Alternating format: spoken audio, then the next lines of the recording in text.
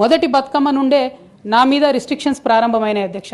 Political పార్టీలో ఒక వ్యక్తిని స్వేచ్ఛను ఎట్లా హరిస్తారని చెప్పడానికే ఎగ్జాంపుల్ చెప్తా ఉన్నాను అధ్యక్ష. అధ్యక్ష, ఇక్కడ పర్సనల్ ఇష్యూస్ మాట్లాడకుండా నేను రూల్ పొజిషనే కోట్ చేసి మాట్లాడతాను అధ్యక్ష. అధ్యక్ష, section 29A of representation of peoples act ఉంటుంది అధ్యక్ష.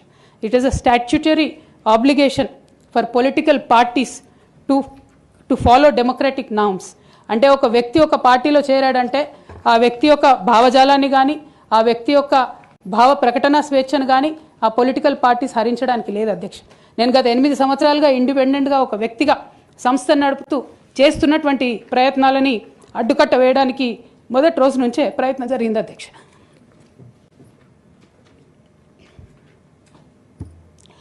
కానీ ఎక్కడ కూడా నేను తెలంగాణ బిడ్డలని తెలంగాణ ప్రజల్ని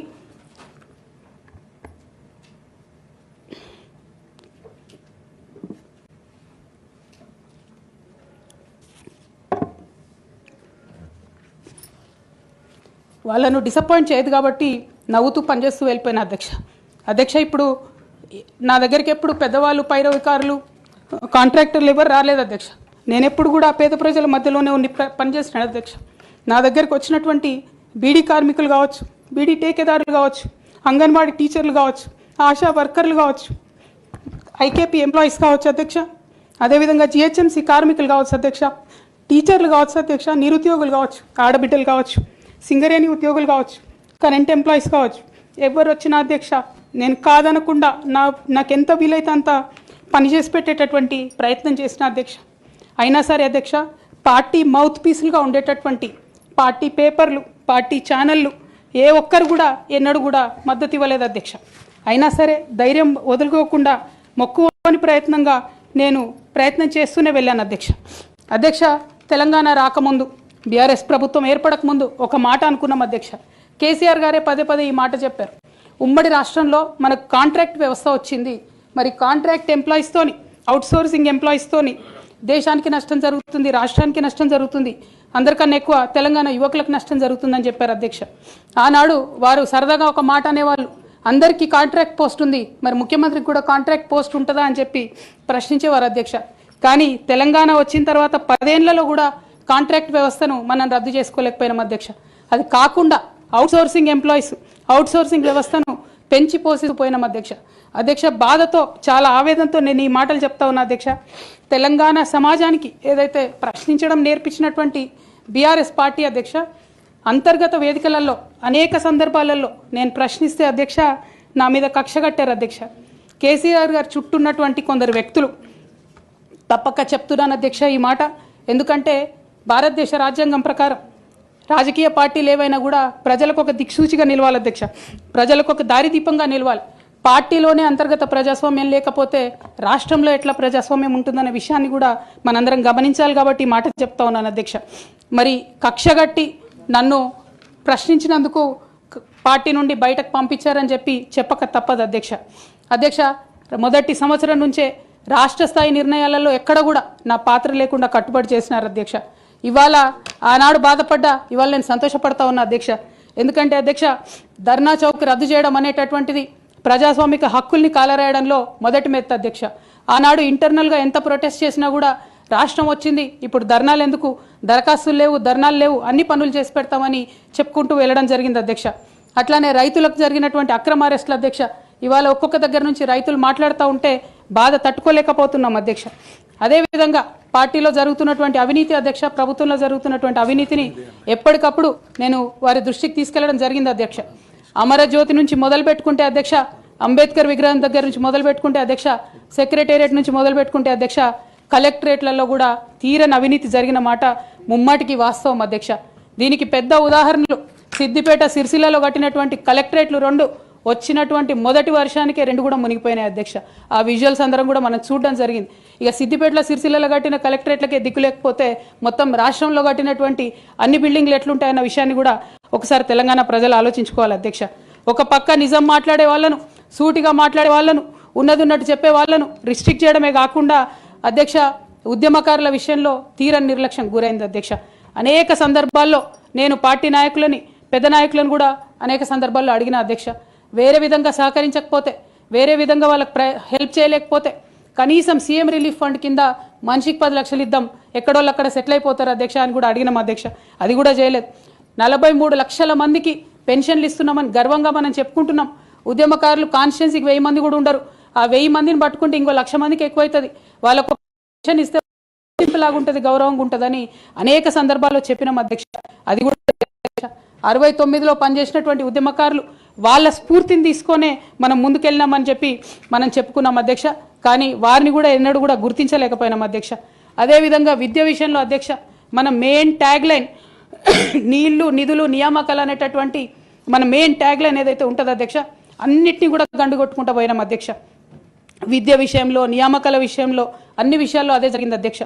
అదేవిధంగా కొందరు ప్రజాప్రతినిధులు చేస్తున్నటువంటి దురాగతాలని కూడా ఎప్పటికప్పుడు నేను అధిష్టానానికి చేరవేసిన అధ్యక్ష.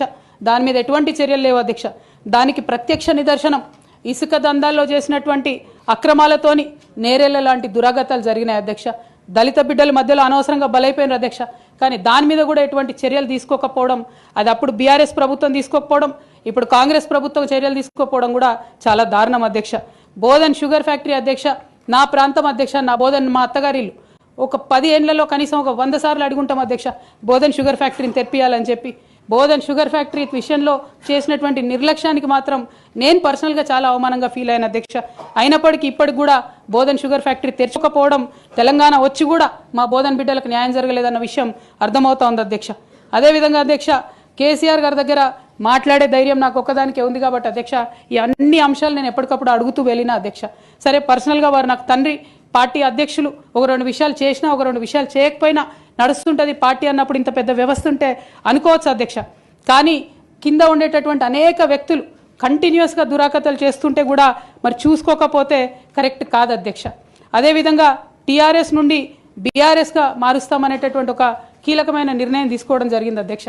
ఆనాడు కూడా ఆ మీటింగ్ నేను అటెండ్ అవ్వలేదు అధ్యక్ష. నేను ఒప్పుకోలేదు, ఈ పేరు మార్పుకు ఒప్పుకోలేదు, నేషనల్ పాలిటిక్స్లోకి వెళ్ళడం కూడా నేను ఒప్పుకోలేదు అధ్యక్ష. అంటే ఒక మాట అధ్యక్ష, ఇట్లాంటి హౌస్లో చెప్పొచ్చో లేదో కానీ తెలంగాణలో ఏం పీక్ కట్టలు కట్టినామని నేషనల్కి పోయి చేస్తాం అధ్యక్ష. మనం ఎన్ని పనులు మిగిలినాయి అధ్యక్ష తెలంగాణలో చేయాల్సినాయి? 2 పెద్ద రివర్స్లో, ఒక పక్క గోదావరి, ఇంకో పక్క కృష్ణ, 1,89,000 కోట్లు ఖర్చు పెట్టినాం అధ్యక్ష. కొత్తగా ఇచ్చిన ఆయకట్టు ఎంత అంటే 14 లక్షల ఎకరాలు అధ్యక్ష. 1,89,000 కోట్లు అంటే ఎంత అధ్యక్ష? 1,00,000 కోట్లు ఖర్చు పెడితే 20 లక్షల మంది పేద ప్రజలకు ఇంటికి 5 లక్షలు వేసుకున్నా 20 లక్షల మందికి పేద ప్రజలకు ఇల్లు ఇవ్వచ్చు అధ్యక్ష మనం. కానీ 1,89,000 ఖర్చు పెడితే అధ్యక్ష జరిగింది ఎవరికి, ఒరిగింది ఎవరికి అంటే ఒక వ్యక్తి 1989లో కంపెనీ పెట్టుకున్న ఆయన మన తెలంగాణ వచ్చిన తర్వాత ఫోర్బ్స్ జాబితా ఉంటుంది అధ్యక్ష. దాంట్లో 45వ స్థానం ఒక కాంట్రాక్టర్ దక్కించుకున్నాడు అధ్యక్ష. అంతకుమించి జరిగింది ఎవరికి ఏం లేదు అధ్యక్ష.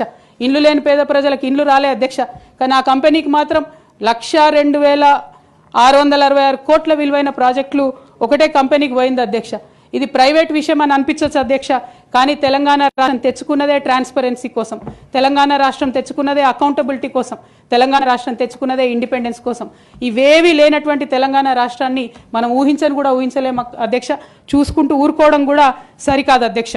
అదేవిధంగా అధ్యక్ష ఇంకో పక్క తెలంగాణను పదే మోసం చేస్తున్నటువంటి భారతీయ జనతా పార్టీ అధ్యక్ష ఒక్క ప్రాజెక్ట్ కూడా నేషనల్ ప్రాజెక్ట్ హోదా ఇయ్యలేదు అధ్యక్ష.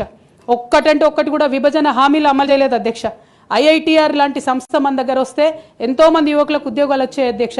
అవి పర్సనల్గా ఇవ్వకుండా ఆపారు అధ్యక్ష. అనేక కంపెనీలకు అయితే మీరు మహారాష్ట్ర బోండి, గుజరాత్ బోండి అని చెప్పి భారతీయ జనతా పార్టీ పెద్ద నాయకులు చెప్పి ఇక్కడ యువకులకు అన్యాయం చేశారు అధ్యక్ష.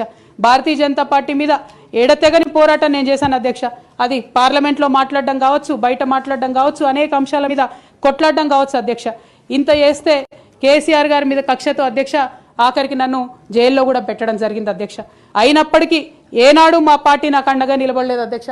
3 సంవత్సరాలు నేను ఒక్కదాన్నే ఈడీతోని, సిబిఐతోని అనేక అంశాల్లో కొట్లాడుకున్న తప్పితే ఎక్కడ కూడా పార్టీ అండగా నిలబడలేదు అధ్యక్ష. ఇది ఎందుకు చెప్తా ఉన్నా అంటే అధ్యక్ష, ఒక పార్టీ అంటే ఒక సంఘం అధ్యక్ష.